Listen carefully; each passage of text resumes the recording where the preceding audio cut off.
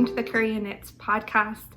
My name is Erin and I live in Southern Ontario with my dog Gibson and my husband, and I am so glad that you have come to join me to talk about knitting today. As I said in this podcast, I like to talk about knitting, everything I'm knitting on, yarns that I've acquired and I'm dreaming of, and my recent finished objects. I just love talking about knitting and sharing in this community.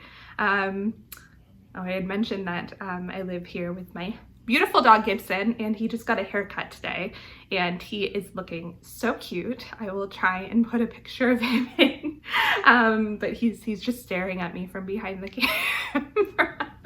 I think when I film it kind of confuses him because he's like, "Mom, who are you talking to?" But the groomer said he did a really good job today, which I'm so proud of him.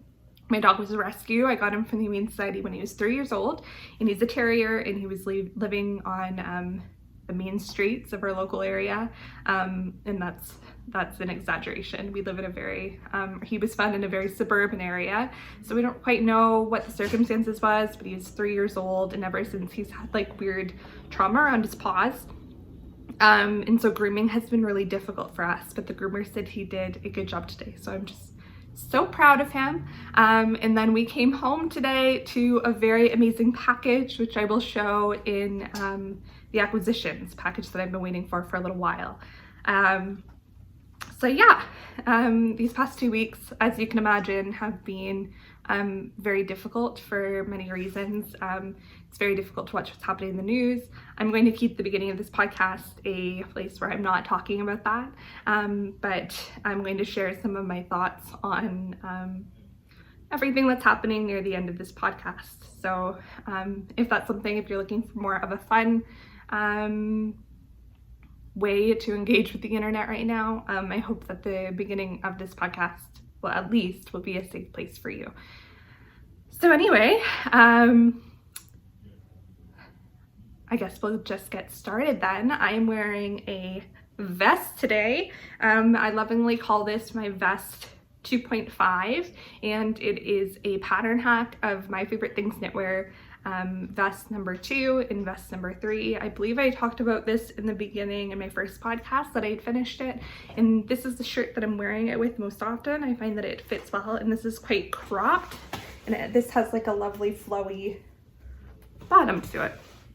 So this is how I've been wearing it most often. This shirt here was thrifted, and yeah, it's just a lovely vest. It is made out of one strand of Cascade 220 and one strand of Ice Yarns Master Alpaca, and both of those were thrifted. And I got a question in my last podcast about what I mean by thrifted. So what I mean by thrifted is that I got it at the thrift store. So in my local area, that is Value Village, Talese is a favorite of mine, Goodwill, etc. Also known as a secondhand shop. I may also say that I get yarn secondhand, and if I say that, it's usually because I got it on Facebook Marketplace, which is also one of my favorite ways to get yarns. So yes, both of these yarns were found, I believe both of them were found at thrift shops. I actually went to a thrift shop while my dog was at the groomer earlier today, and there was absolutely nothing there.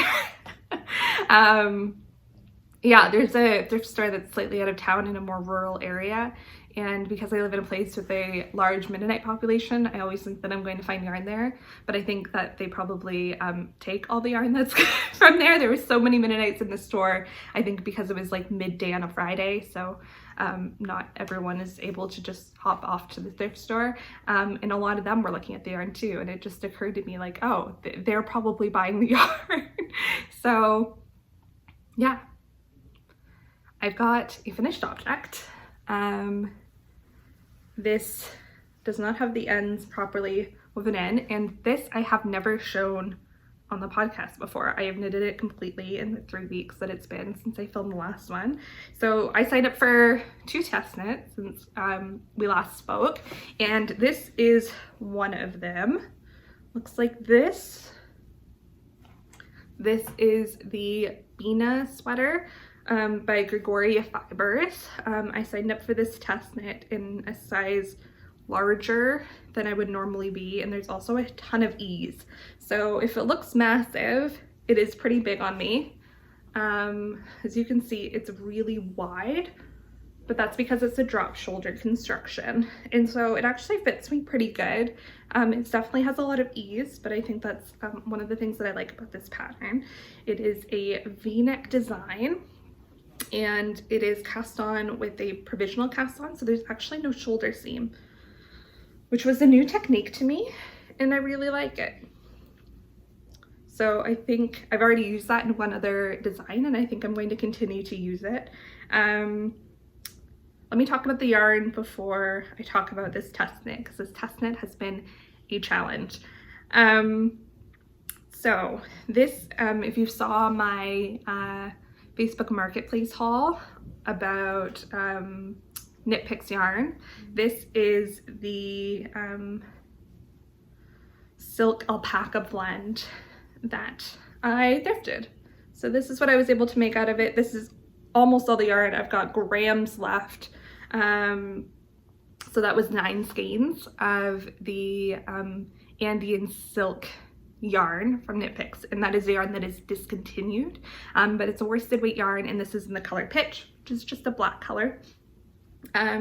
So I signed up for this test knit, and I was in one of the larger sizes, and unfortunately with this test knit, the larger sizes had a huge V-neck. So as you can probably tell, I had to seam up the front of this V-neck here to make it fit properly, because this V-neck sits just above my belly button when I'm wearing it properly, and that is too low of a V-neck for me. And I was really quick to knit this sweater. The turnaround was quite quick on the test knit, and I knew that I just wanted to bang this one out, so I was knitting on this monogamously. I don't think that's the right word. I don't even know if that is a word, but I've been knitting on only this for a little while, and I finished it, and then the designer modified the V-neck based on feedback, which is awesome. The designer has been really responsive, but then she messaged me and said, hey, can you try the modified V-neck to give feedback on that? I'm like, well, I've already finished this project and I'm not going to completely rip it back. So I started another one, which I'll show in a moment. But I wanted to make sure that I was able to get her yarn estimates for this one, and as you may be able to tell, I kind of ran out of yarn for the sleeves. So these sleeves are about a 3/4 length. They did block a bit longer. So what I did was I knit an entire sleeve, weighed the yarn that was used, and then ripped it back and made the other sleeve. And that's how I was able to give the designer an accurate yarn estimation. I also finished the edges with just a crocheted bind off instead of the, I think she wanted an Italian bind off. I'll be honest, I don't have the patience for those sewn bind offs a lot of the times, but since I was testing it, I was going to do that. So I crocheted the edges off, and then I was going to go back and finish them properly, and I just haven't done it yet. But I figure because it's a black yarn, you really can't tell anyway. And that's not something like, beautiful edging is not something like that gets me going. I know it is like the epitome of beautiful knitwear to a lot of other people, and I'm sure I'll take the time to do it for another piece in the future. But to be honest, I think I'm going to keep my ugly crocheted bind off, because it's a bind off that I know is stretchy, I know works, and I know lasts.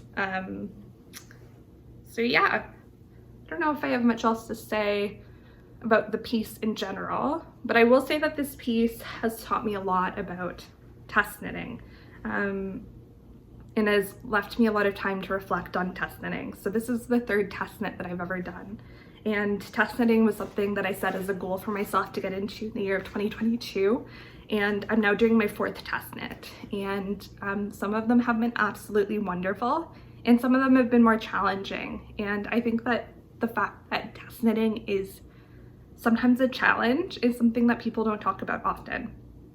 If you're in the Instagram community of knitters, you often see people talking about test knits with such joy, engaging with the test knit community, and that's something that I really wanted to do as well, and that was one of the prime motivators for me getting involved in test knitting. But as I learned from this sweater, is that sometimes you invest a lot of yarn, sometimes you invest money into a product that's not going to be perfect. And that can be really difficult for people. It can be difficult for people who are of a larger size and therefore have to spend more for the yarn for a project that may not be perfect. It's difficult for people who have limited funds, and spending money to get yarn for a product that may not be perfect can be difficult. It can also be difficult for people who don't have a lot of time. For example, the designer in this pattern had asked me to rip back and re-knit the v-neck, and that would have been hours and hours and hours of time lost had I not been able to salvage this one and then create a new one to be able to test that for her. So I would just keep those things in mind when you're going to test knit. Some test knits are wonderfully well thought out beforehand, and some designers use test knits to really iron out some of those details. And of course, that's what test knits are for. So I would just keep that in mind, that with some test knits, you just don't know what you're gonna get, and that's totally okay and expected. But again, you have to expect it and to be weary of what you're signing up to. Luckily for me, this was thrifted yarn, so that sweater in total was maybe $30 worth of yarn. But had I bought the suggested yarn, that would have been over $100 worth of yarn for a product that's not perfect. And I think I'll be wearing that sweater as more of a house sweater. It is very oversized and the neck is kind of a little wonky a little bit. And I think I would have been disappointed had I spent that much money and had to rip it back, and had I spent that much money and not had a perfect product. Again, this is of no fault to the designer at all. This is what testing is for. But I thought it was important to talk a little bit about the mindset of a test knitter. And if you're looking into test knitting, if that's something that you're interested in, just be aware that it really is a test, and it's not all glamour and getting patterns for free and engaging in a community, although those are wonderful aspects that I love as well. Let's move on to my second Bina sweater. I knew that I didn't want to make a whole other Bina v-neck, although I do love the design. I think it's wonderful. And the yarn that she does is much like it's almost like a blown yarn. It's the yarn that she recommended, very similar to Drops Air. And I did have Drops Air on hand, but I didn't want to use it for this pattern. So I decided to test the v-neck. I would still hit gauge, but I would do it with a different material and something that I actually need in my wardrobe, especially because I'm taking all this time out to do a second test for this same design. I figured I could, I don't know. My mindset is the primary reason I'm doing the second test is to see that the v-neck fits properly, and I don't feel like I need to use the material that's similar to the material that the designer is using necessarily to make that happen. I just need to meet gauge and figure out the v-neck. And so what I decided to do is use cotton, and this is where I'm at. As you can see, the v-neck is already looking a lot better, which is awesome. We have the same drop shoulder, and I still need to pick up the v-neck and do the edging there. And the way that the v-neck is done in the sweater, it's like a double folded edge, and it's really unique and interesting, and I really like the way that she's done it. But my vision for this is to make a t-shirt with it. So this is cotton. I've been really wanting to get more into spring summer knits, but I have so much wool to use up, so I figured that this would be an awesome pattern to just make a basic v-neck for myself. Unlike the pattern, I'm planning to make this short sleeved and cropped because, again, the designer asked me to test the v-neck, and I don't feel like I've already given her yarn estimates for this size, and so I don't feel like I need to be giving yarn estimates for this as well. I kind of feel like I've done my due diligence. Perhaps that's naive of me to say, but I want to make sure that I'm knitting things from my wardrobe that I'm actually going to wear, or else it's just a waste of materials and my time, honestly. So I wanted to make sure I was doing my best while keeping those things in mind. So this is my solution. So yeah, I'm gonna still do the edging that she recommends, maybe the sew and bind off. I'm gonna go right into the edging from the drop shoulder, and obviously I need to knit this quite a bit longer. I am planning to do a cropped length, so it's okay with skirts because it's almost all I wear in summer, and I really, really like how it's coming out. So I am knitting this in We Are Knitters the cotton. And I believe this color light gray. Yeah, light gray. So I had this yarn from a We Are Knitters test. Not test, We Are Knitters like pack. You know how they have the pre-packaged pattern yarn situations? I had gotten this when I first started knitting for the boy cardigan, and it's a cardigan I still love. I was about halfway through the body and I just kind of lost interest and stopped knitting on it. So I had a sweater's quantity worth of this cotton, which I love, by the way. It is such like a smooth, nice, beautiful to work with cotton. And I just wasn't knitting on it, and I thought I'd come back to it this summer, but the more I was looking at it, the more I realized I probably wouldn't come back to the summer, and then I would rather use this yarn elsewhere.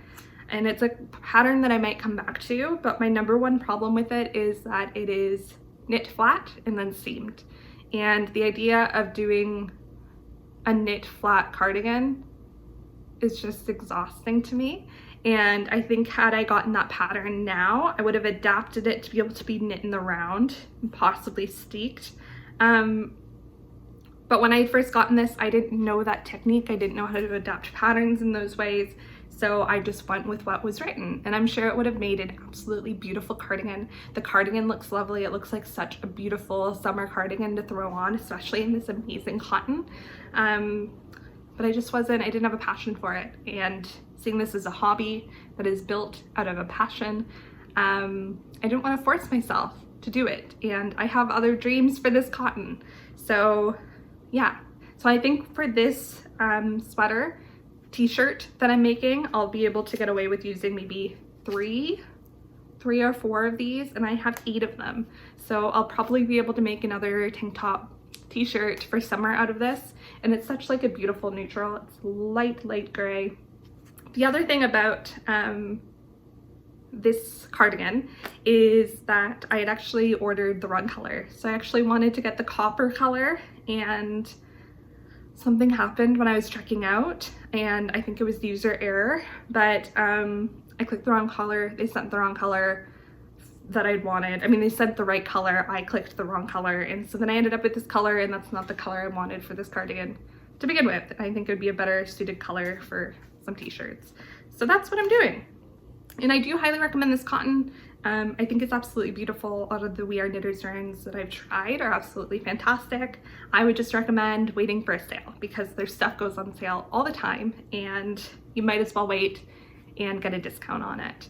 And the thing that I like about We Are Knitters, especially is for my Canadian viewers, is that they have either a Canadian warehouse or they ship from somewhere in Canada. Regardless, they have never charged customs for me, and that is a huge win and a huge problem that I encounter with other yarns. So highly recommend this yarn, and yeah, the project is going well so far. So I'm excited to get that done. That knit is due in like a week. So I think a week today. So I will be knitting on that V-neck quite a bit in the next few days, I think. I've got one more test knit. Sorry if the camera moved a little bit. I had to move the camera for a second there. So I'm back, and I think I can see that the camera's like moved slightly this way. So my apologies. So back on to the next test knit. This is the Everbloom cardigan by Evergreen Knits. Tess at Evergreen Knits. And I've done the body. So it is just a beautiful cardigan with garter ribbing. No, garter edging is how the kids call it nowadays. And yeah, it is just a beautiful cardigan. I've obviously got the arms to go, but this cardigan also has beautiful pockets with a little flower motif that will be going on either side. And this is my first cardigan with pockets, so that's exciting.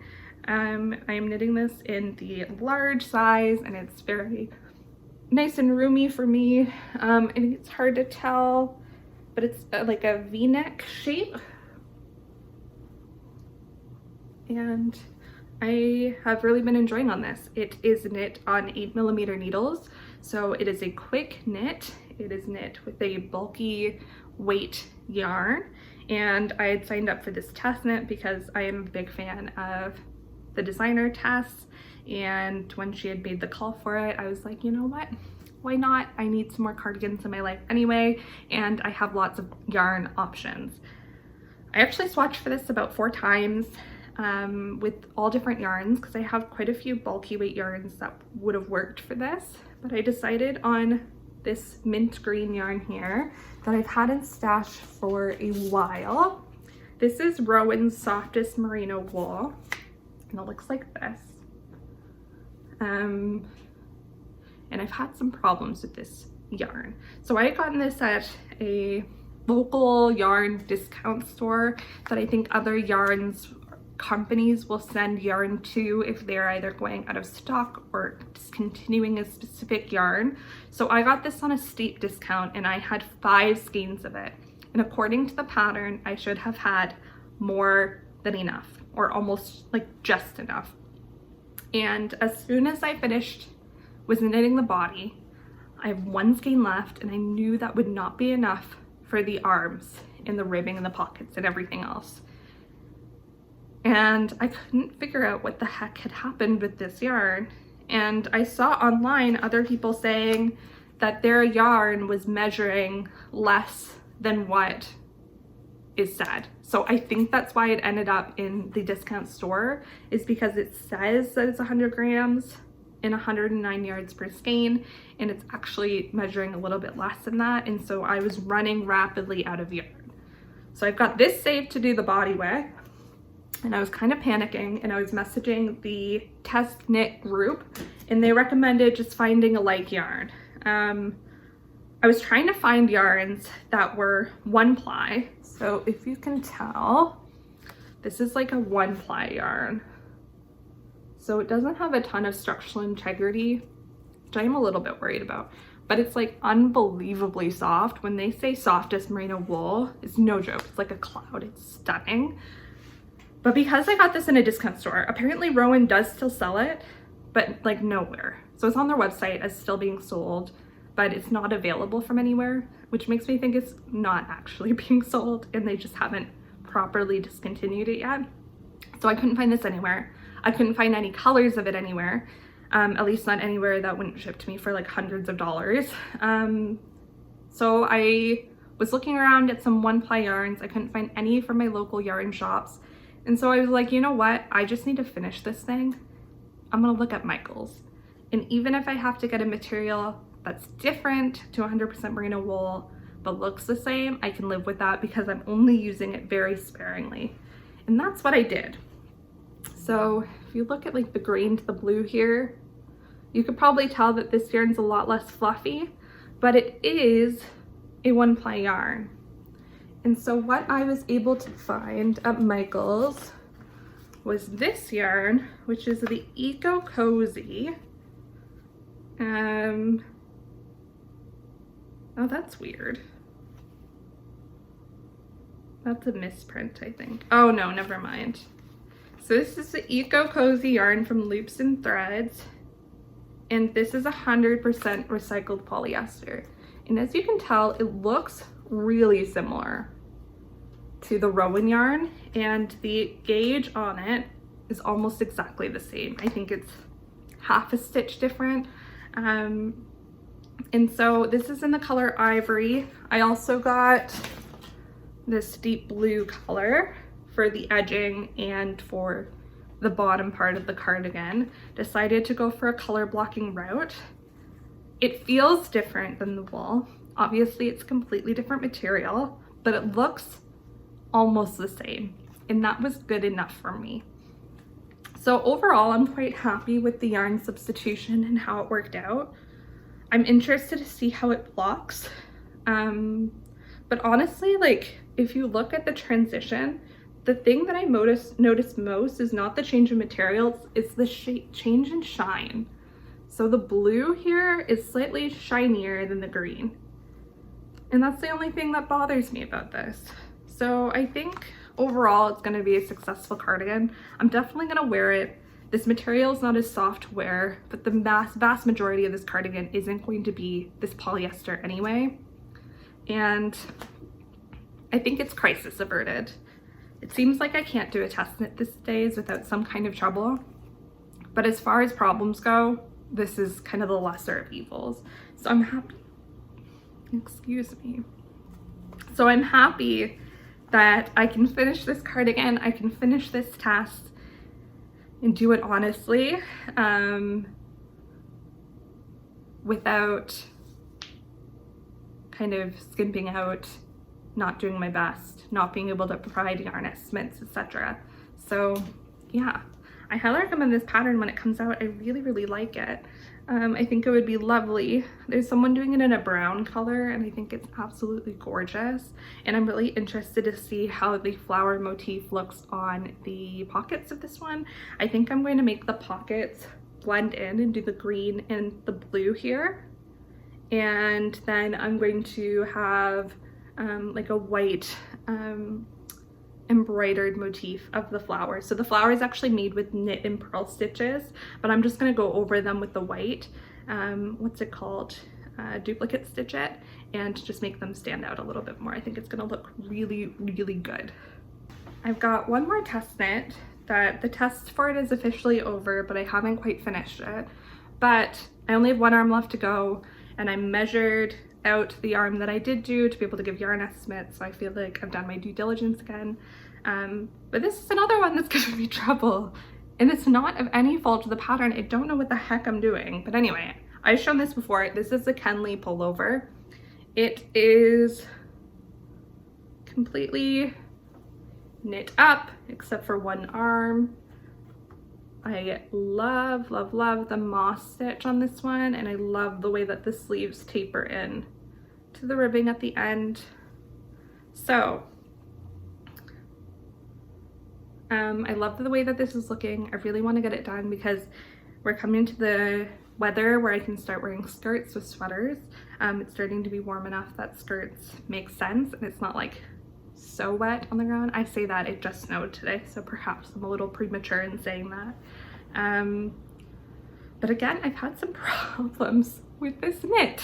So the first one is completely my mistake. So you seam up the shoulders, and I seamed them up, and I thought that you were supposed to have this seam out. I thought it was like a design, and I misread it, and it's supposed to be done the opposite way so that it's seamless. And I just effed that up. So I don't mind the way that it looks, honestly. It looks like a design choice. And the other thing is, you can absolutely see it, is that for some reason these on this side are not lining up, and they do on this side. Why? I don't know what I did. And I didn't notice it soon enough to fix it, and now this whole arm is done and I can't go back and fix that. And honestly, when you're wearing it, you can't tell. It doesn't bother me that much, but it does bother me. And I don't know what I did. That's not the fault of the design. I looked at everyone else's and it's completely fine. So I just messed that up somehow. And I really don't know how I did it, because this part isn't stretched out, nor is this part. So I don't think I seamed it wrong. I must have messed out when counting the stitches, like at the very beginning, which is really annoying. So anyway, I'm still gonna wear it. The other thing is that I had done the neckline and I miscounted how many stitches together on the neckline, and it was looking really frumpy. So I ripped it out and reknit it and just didn't bother to fold it over. And I think it's fine. I really like it this way, actually. I think sometimes the folded neckline, as much as it looks beautiful, can add extra bulk. And I think in darker colors especially, like the benefit for the work that you do is not equal, if that makes sense. So you're probably wondering why I haven't just knit this other arm. It would probably take me like 2 days of knitting. And the reason is this. My dog has decided that lace weight yarn is his favorite thing to chew. This is ridiculous. It's such a mess. So he somehow got a hold of this and just pulled it all apart. And this is a lace weight yarn, in the thought of unraveling this to finish knitting this sweater, I can't. I just can't. And I've got another skein of this and I'm gonna kick it up and I'm gonna make the sweater, and I think just call this a loss because there's no way I'm going to untangle this. I'm gonna use it for stuffing and something else. It's a shame because like it's nice yarn, but like I just can't, I just can't, guys. I can't untangle this. Yeah, the thought of untangling this is just, I'm already exhausted thinking about it. It's gonna take forever. I once had a fingering weight skein that I messed up go like this, and it took me months of like working hours at a time to untangle, and I'm just not gonna do it for this, especially because I have the yarn. And it's fine. I just need to cake it up. But then every time I look at it to cake it up, it feels like a waste. And so then I haven't. And that's why I haven't finished this sweater. And I think I'm just gonna like bite the bullet and do it this week because I really want to wear it, and I think it's gonna block out really, really nice. I just need to sit down and force myself to do it. I mean, I think the other thing too is that the sleeve is just ribbing on ribbing on ribbing. It's moss stitch. And it doesn't excite me, but the idea of having a finished sweater excites me, so I just need to call it a day. He also got, apparently my dog just has a thing for lace weight yarns, because he also got a hold of this one, and this is mohair, and there's no getting that back. Like there's just, I can't, there's no way. And so I'm just gonna call these a loss. And it's so strange because my dog doesn't love yarn. Like I was over at a friend's house and knitting, and her dog was obsessed with my yarn, was trying to grab it out of my hands. My dog doesn't care when I'm knitting. For some reason, he grabbed these skeins literally off my desk and just started chewing on them. And I don't have a reason for it because he doesn't usually do that. So anyway, I've talked about this before, so I won't talk about it too much more, but that's the Kenley pullover. I'm hoping it'll be out soon. It's by Fine Fibre Co. And it's a really, really lovely pattern. And I think that you're all going to really enjoy it. It's in a cropped length, but I've been talking to the designers in the test group, and they seem to think they might be coming out with like an option to make it longer. So if that's something that you're more interested in, definitely keep an eye out for the sweater. Okay, so this next one I showed in the first podcast, but I didn't show in the last one because I hadn't knit on it and I got a little bit more done on it. So this is my cardigan number 7 by My Favorite Things Knitwear. So I finished the body and I have done all of the edging, just done in a 1x1 rib. And I am really liking the way that this is coming out. So I made it in a slightly cropped length.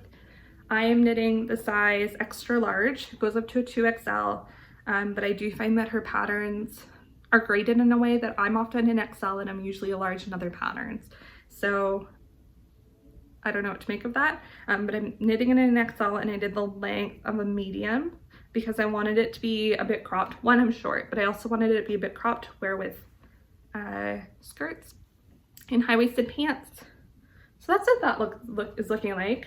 I'm a little worried about how floppy it is. So you could probably tell by just me holding it that these edges are super floppy. And putting buttons on them worries me a little bit just because they don't have a lot of strength on the edges here. I'll talk about the yarns in a second, but I just think that they're not a very structural yarn. But other people have knit this cardigan with this yarn. It's a pretty popular combination. So I think I just need to get some light buttons. The buttons I had originally gotten for this cardigan are wooden, and I think that they're going to be too heavy. So I'm on the lookout for some shell buttons, I think, to put along here. So if you have any recommendations, let me know. But I'll probably just check out my local craft store. And I need 5 buttons. So something to look forward to, I guess. But I just have the sleeves to go on this, and these sleeves are just knit like round and round and round in stockinette, so those will be easy enough. I am knitting this in Drops Air in their brown color, and I love this color. I'm so happy with the way it's knitting up. Drops Air is one of my favorite yarns of all time, and I'm just thrilled to be knitting with it. And I'm knitting on it with Diablo Mohair from Hobby, which looks like this. Here's the colors. Oh, here's the colors together. They're not looking very similar on camera, but they look a lot more similar in real life. This has some marling of like a lighter gray, and this is picking up. They're almost the same color. Whereas on camera, this is picking up almost purpley, and it's not. So I really like this combination of colors. The more I knit with this mohair though, the more I despise it. I probably shouldn't be saying that. So this has a high acrylic content. This is 30% mohair, 40% acrylic, 30% nylon. And it is kind of known in the knitter community as like a discount mohair. And it's really good for what you pay for, I think. It was only maybe $3 a skein, which is really, really cheap. But I will say, as you're knitting with it, it hurts your fingers. I think it's the nylon, it just digs into your finger because it's such like a lace weight yarn. But also held with the air, it definitely diminishes the softness of the air because it just gives it a bit of an acrylic feeling. And it just makes me sad because the feel of Drops Air is so divine. And I don't love that it's kind of diminishing that softness. That's not to say it's not still next to skin. It's absolutely next to skin. If you really need a budget mohair option, I would say this is still worth going for. I don't think I'll be using it again, unfortunately. As I've mentioned before, I have the same combination of Drops Air and Diablo Mohair in a blue color, and I think I will be selling my Diablo Mohair in the blue and just knitting something out of the Drops Air or finding a different mohair to pair with it. I think it is worth the money for me to have a piece of knitwear that I absolutely adore instead of something that I'm just like not excited to feel. I will say though that for whatever reason, this combination is, so far as I've been knitting it, usually Drops Air sheds quite a bit. There's a large alpaca content. It pills up. This mohair is kind of holding it together and it's keeping it from pilling as much. Obviously I haven't worn it, but usually when I've worked with Drops Air in the past, it's pilled as I've even been working with it. It depills easily. I've never had problems with holes or anything, but it's just a bit of a delicate yarn. This mohair seems to be holding it together really, really well. So for that reason, I do think it's nice, but it doesn't make me excited to work on it. And I think that's part of the whole point of knitting, is to be excited to work on the projects that you're knitting on. So I think I'll be saying goodbye to Diablo Mohair and investing in some nicer mohairs in the future. And as you all know, I have cones and cones of mohair now, so lots to look forward to. But anyways, I'm hoping to have the sleeves done soon, and then I'll have a beautiful cardigan number 7 to call down. The last whip I have to show for today, I'm just going to show briefly because I don't have a lot more to say than what I had said in my last podcast, but I have finished the second sleeve of my Grærup, don't think I'm saying that right, chunky sweater by Camilla Vad. So I just have them both sitting on this spare cable and they look like this. So I did what Camilla had done and did different edging on both of the sleeves, which I quite like actually. I like the way that looks. And yeah, I'm just thrilled. This is so fun to knit on. I wanted to finish up the second sleeve before the podcast today. So yesterday I just sat down and finished it up, and I knit from here to here in like an hour and a half maybe. Like, it's really fast. So you're working on 6 or 7 millimeter needles, and I'm just really thrilled to be able to start off the body soon. So the body follows the exact same pattern of the sleeves, and it's a pattern all the way up. It is my first all over colorwork sweater and I am just loving the way that it's turning out. What else to say? I'm making it out of Cascade 220, and this is leftover Cascade 220 from other projects.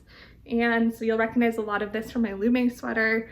This color, this color, this color, and this color were all in the Lume, and then this blue was thrifted, and this color was the only one that was bought for this project. And I'm just thrilled with the way that it's coming out. I have seen some other 6-color Grærup chunkies on Instagram since I had first talked about this, and I just think they look so cool. This pattern has a 2-color version and a 6-color version, and I am obsessed with the 6-color version, which is why I'm making it that way. And I'm really excited to get started on the body.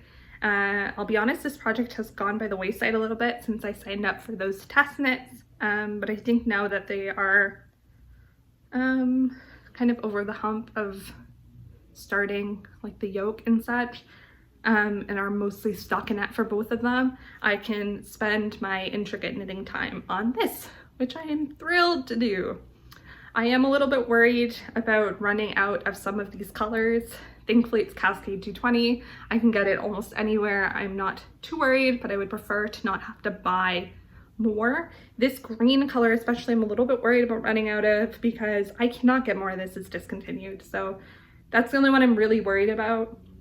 Thankfully I have other skeins of Cascade 220 and I could just sub in a 7th color. So we'll see. At least I'll know right away if I'm gonna run out of this green because it's the first color on the body. So I will have a pretty good idea if I'm running out right away. So my first acquisition was a bit of an impulse buy.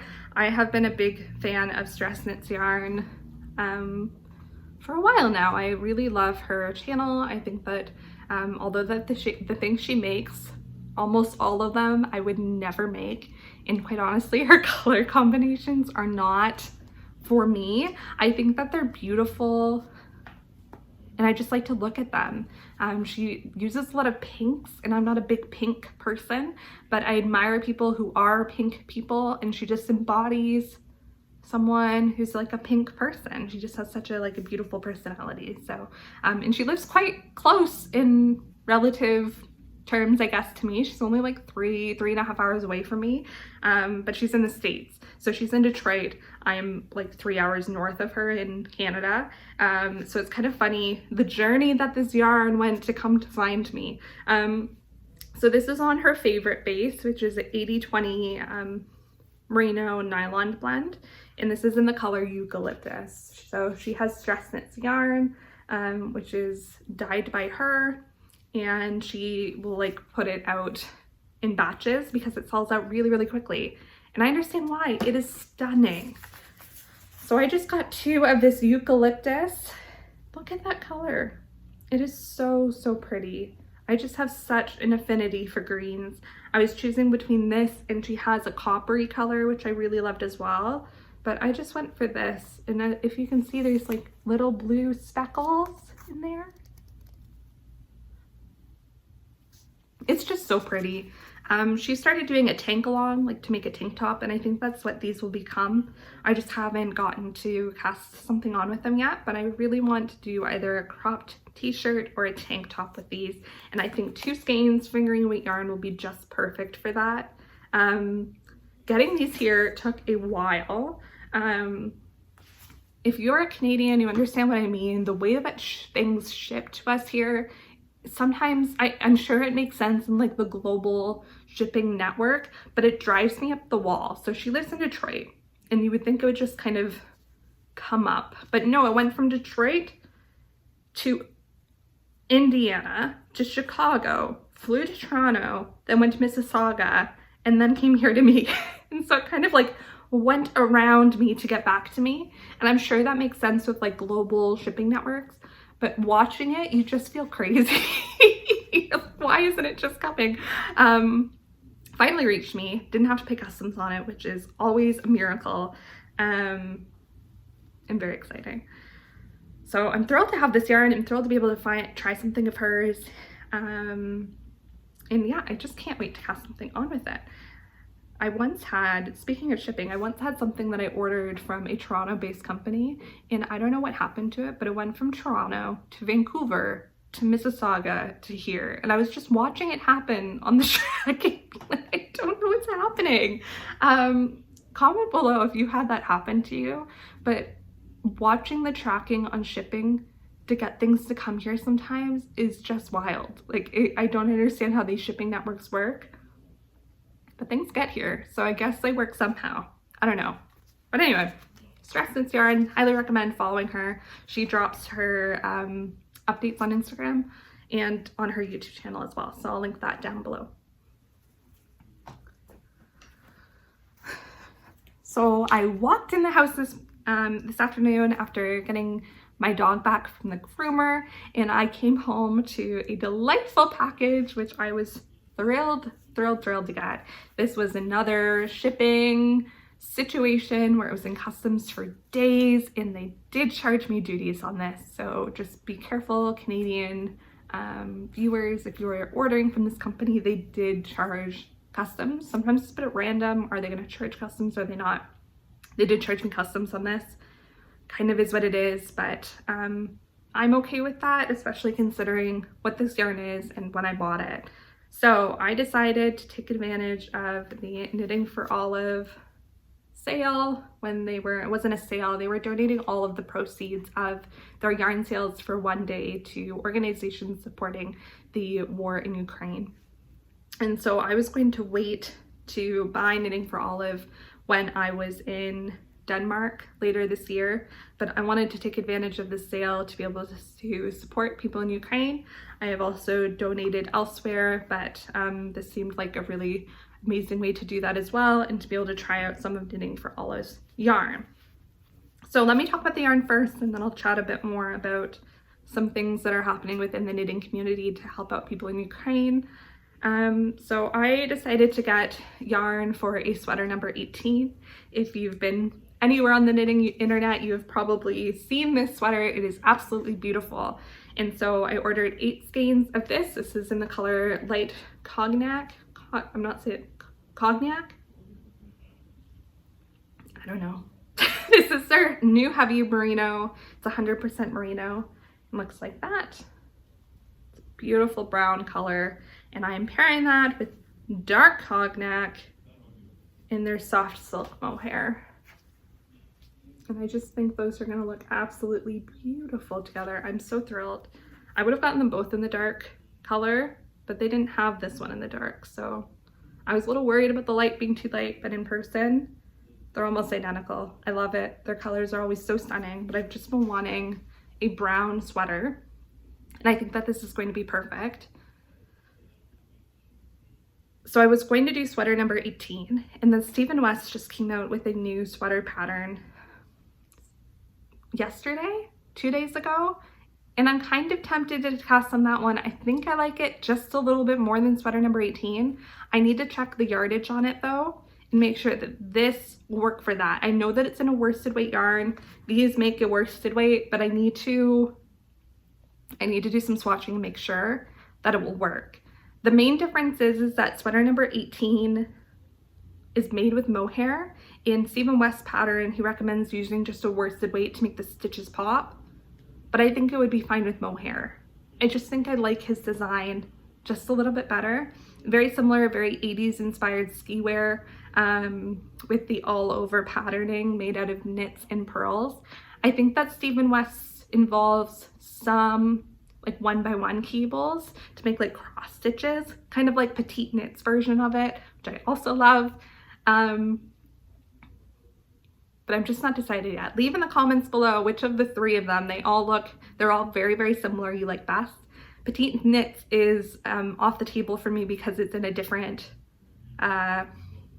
yarn combination. I think hers uses a sport in a lace weight, where I think this is DK in a lace weight yarn. So I need one that accounts for like a worsted weight, and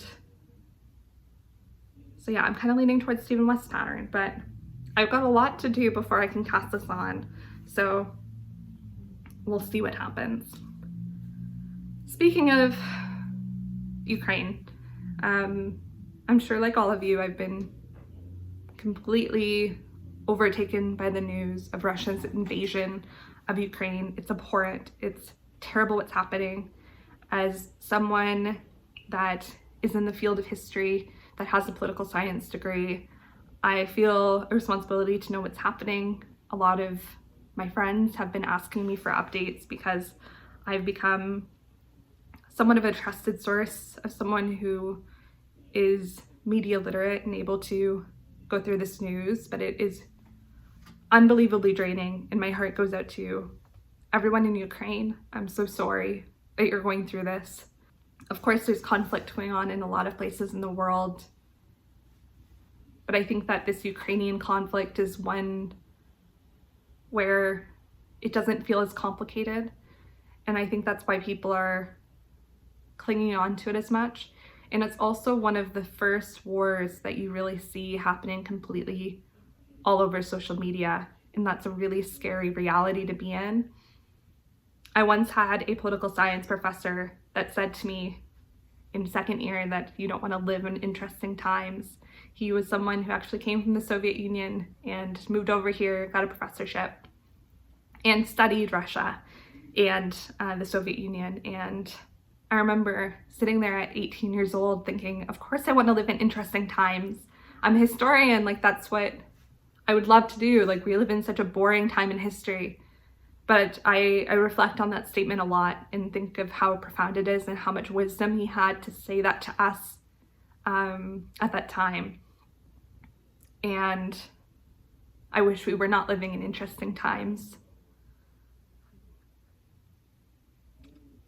I just want to thank everyone who has donated money, the knitwear designers that have stood up and donated some proceeds, but of course anyone else who has taken time. The Polish people have done a lot for the people of Ukraine and all their other neighboring countries as well. Thank you, thank you, thank you for everything that you're doing to support those people. I think we have the absolute privilege and luxury to not be in a war zone right now, and we are best able to extend help if we are not draining ourselves with watching the 24-hour news cycle. We are more effective at helping others if we stay knowledgeable, but stay knowledgeable using the right sources. And so I would just encourage you to take a deep breath if you're doom scrolling TikTok or Google News or anything else, and come back to it when you feel ready, and to make sure that you're doing it with a purpose instead of consuming a war. And I think that's all I'll say about that. I guess on to one more thing. This is a bit of a tone shift, but I am going to be going to what's it called? There's a yarn festival going on in Hamilton, Ontario next weekend on March 20th. I'll leave like a graphic for it here, and I will be there later on in the afternoon. So if you're going to be there, come say hi.